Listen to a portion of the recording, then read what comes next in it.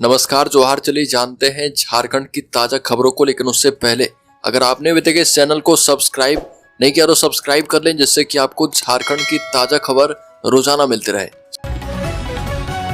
सबसे पहली खबर, आज राजधानी रांची बंद, लोवाडी चौक किया गया जाम। झारखंड की राजधानी रांची बंद रहेगी। बंद की घोषणा क्षेत्र के 40 से भी ज्यादा आदिवासी संगठनों ने किया है।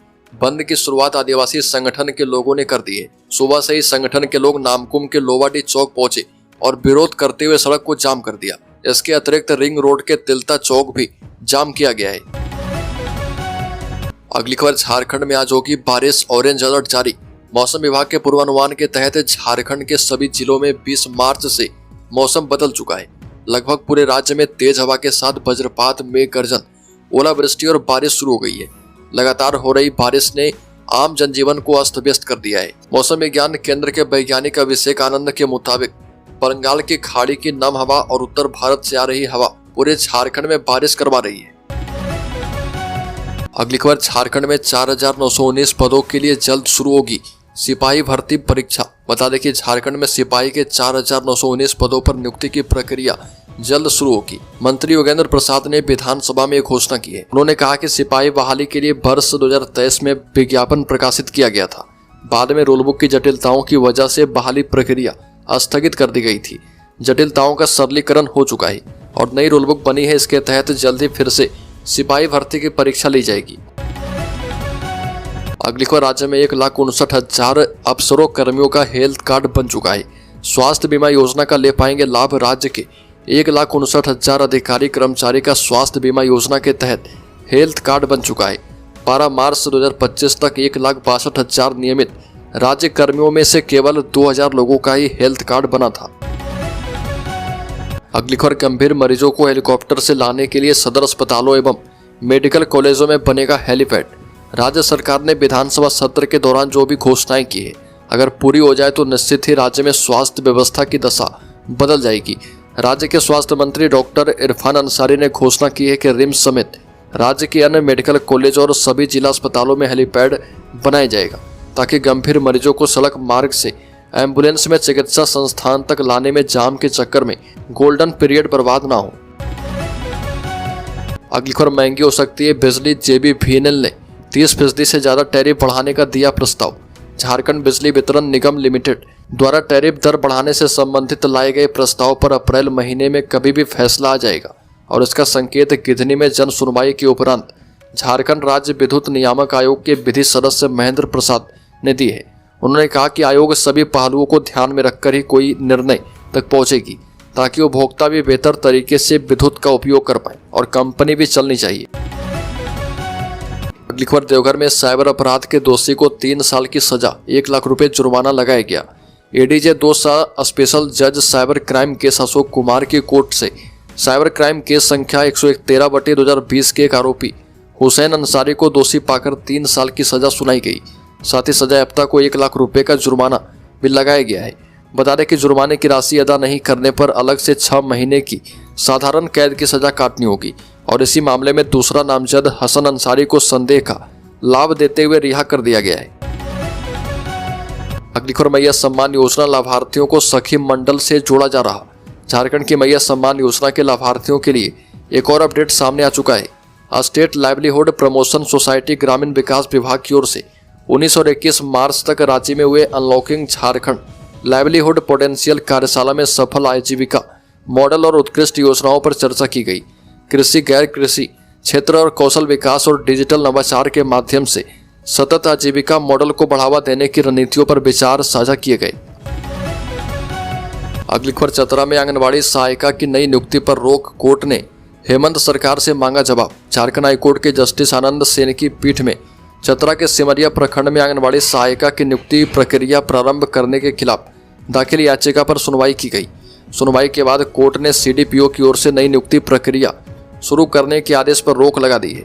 कोर्ट ने मामले में राज्य सरकार को 4 सप्ताह में जवाब दाखिल करने का निर्देश दिया है और इसको लेकर सोनी कुमारी की ओर से हाईकोर्ट में याचिका दाखिल की गई है। अगली खबर, एग्री स्मार्ट विलेज के रूप में बोरबा एवं जगन्नाथपुर गांव किए जाएंगे विकसित। जामताड़ा जिले के 2 गांवों को एग्री स्मार्ट विलेज के रूप में डेवलप किया जा रहा। यहाँ पर आधारभूत संरचना का विकास होगा।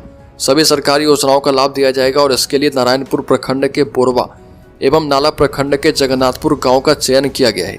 इन गांव के किसानों को उन्नत खेती के लिए सरकार की ओर से विभिन्न सुविधाएं प्रदान की जा रही है। बताया जा रहा है कि इन गांव में सोलर पंप लगाया जाएगा। अगली खबर, नाबालिग से अश्लील हरकत करना 58 वर्षीय चाचा को पड़ा भारी।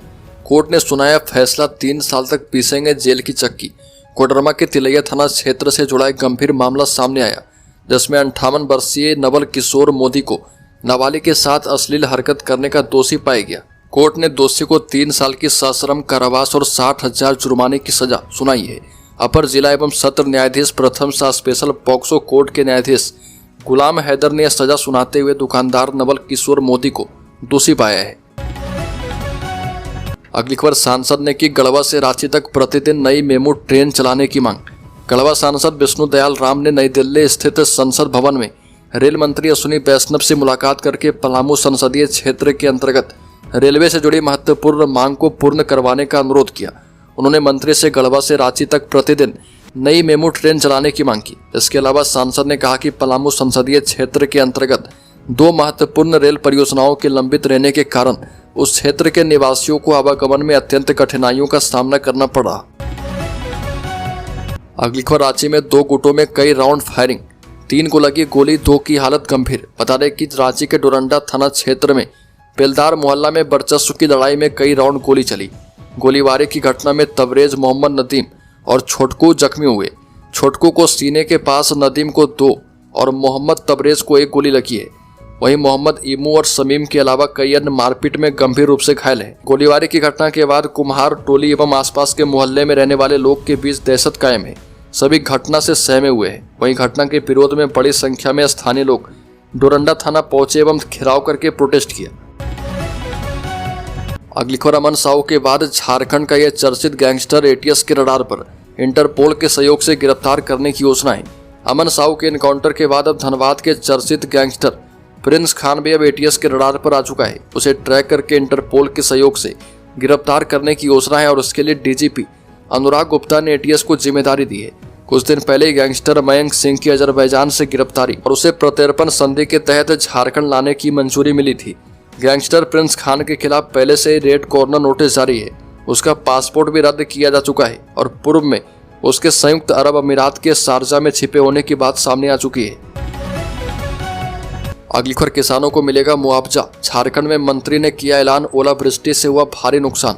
झारखंड में मूसलाधार बारिश और ओलावृष्टि के बाद फसल को हुए नुकसान का आकलन शुरू हो चुका है। कृषि पशुपालन एवं सहकारिता मंत्री शिल्पी नेहा तिर्की ने फसलों के नुकसान पर मुआवजा राशि भुगतान को लेकर राज्य के आपदा प्रबंधन मंत्री डॉक्टर इरफान अंसारी से बातचीत की। आपदा प्रबंधन मंत्री इरफान अंसारी ने आश्वस्त किया कि बारिश और ओलावृष्टि से किसानों की फसल के नुकसान का सरकार बहुत जल्द उचित मुआवजा भुगतान करेगी। इधर कृषि मंत्री के निर्देश पर मांडर विधानसभा क्षेत्र के सभी 5 प्रखंडों के अधिकारियों ने नुकसान का आकलन शुरू कर दिया है। अगली खबर, झारखंड के सरकारी स्कूलों में बड़ा बदलाव, अब नहीं होगी साप्ताहिक परीक्षा। बता दें कि सरकारी स्कूलों में regular assessment for improved learning project के तहत बच्चों का मूल्यांकन साप्ताहिक की जगह मासिक होगा। अभी तक स्कूलों में यह परीक्षा प्रत्येक शनिवार को होती थी, लेकिन अब यह परीक्षा महीने में 1 बार होगी। स्कूली शिक्षा एवं साक्षरता विभाग ने अधिसूचना जारी करके न केवल मासिक मूल्यांकन संबंधित कार्यक्रम को स्वीकृति प्रदान की है, बल्कि इसको लेकर विस्तृत दिशा निर्देश जारी किए हैं। अगली खबर, आज से 4 दिनों तक बंद रहेंगे बैंक। झारखंड की 3319 शाखाओं में लटके रहेंगे ताले। बता दें कि 22 मार्च से बैंक लगातार 4 दिनों तक बंद रहेंगे। 22 मार्च को बैंक में तीसरे शनिवार का अवकाश होगा। 23 मार्च को रविवार की सार्वजनिक छुट्टी है। 24 और 25 मार्च को बैंकों में हड़ताल रहेगी। इस तरह लगातार 4 दिनों तक बैंक बंद रहेंगे। झारखंड में कार्यरत 12 सरकारी बैंकों के साथ साथ ग्रामीण बैंक के सभी अधिकारी और कर्मचारी राष्ट्रव्यापी हड़ताल में शामिल रहेंगे। अगली खबर, ट्यूशन टीचर की नीयत में आया खोट, 11 साल की बच्ची के साथ किया दुष्कर्म। खरसावां जिले के अंतर्गत राजनगर थाना क्षेत्र में एक अधेड़ ट्यूशन मास्टर द्वारा 11 वर्षीय छात्रा के साथ दुष्कर्म करने का मामला प्रकाश में आया। आरोपी ट्यूशन मास्टर सुरेश चंद्र मुर्मू को पुलिस ने गिरफ्तार कर लिया है। जानकारी के मुताबिक राजनगर थाना क्षेत्र के राजबासा निवासी सुरेश चंद्र मुर्मू गांव के ही उत्क्रमित मध्य विद्यालय राजवासा सरकारी स्कूल के कमरे में छात्र छात्राओं को स्कूल छुट्टी होने के बाद शाम को ट्यूशन पढ़ाता था। अगली खबर, झारखंड की राजनीति में बांग्लादेशी घुसपैठ के मुद्दे पर एक बार फिर से बयानबाजी तेज है। लोकसभा में बीजेपी के गोड्डा सांसद लगातार संथाल परगना में बांग्लादेशी घुसपैठ का मुद्दा उठा रहे। वहीं विधानसभा सत्र के दौरान बांग्लादेशी मुद्दे पर झारखंड सरकार को नेता प्रतिपक्ष बाबूलाल मरांडी और पूर्व मुख्यमंत्री जम्पई सोरेन ने घेरा। अब इसके जवाब में झारखंड सरकार के स्वास्थ्य मंत्री इरफान अंसारी ने बड़ा बयान दिया। उन्होंने कहा कि अगर राज्य में एक भी बांग्लादेशी घुसपैठ पाई गई तो मैं राजनीति से इस्तीफा दूंगा। अगली खबर, झारखंड में ईद को लेकर खास अलर्ट। स्पेशल ब्रांच ने डीसीएसपी को भेजा पत्र। ट्रैफिक सुरक्षा, सोशल मीडिया पर नजर समेत 4 पॉइंट पर फोकस करने को कहा गया। झारखंड में पर्व त्योहार के दौरान इस साल उपद्रव की 7 घटनाएं हो चुकी है और इसमें से केवल सरस्वती पूजा के दिन ही 4 घटनाएं हुई। झारखंड पुलिस अब ईद को ध्यान में रखते हुए विशेष सतर्कता बरत रही है। झारखंड पुलिस के स्पेशल ब्रांच ने आगामी ईद को देखते हुए विशेष अलर्ट जारी किया है। स्पेशल ब्रांच की ओर से सभी जिले के डीसी और एसपी को पत्र लिखा गया है और इस पत्र में स्पेशल ब्रांच ने 4 पॉइंट्स पर जिलों को अलर्ट रहने और तैयारी रखने को कहा है। अगली खबर, झारखंड के शेयर होल्डर्स इन्वेस्टर्स के लिए इस हफ्ते सोना महंगा हुआ। चांदी में रही गिरावट। इस हफ्ते सोने के दामों में बढ़त देखने को मिली है।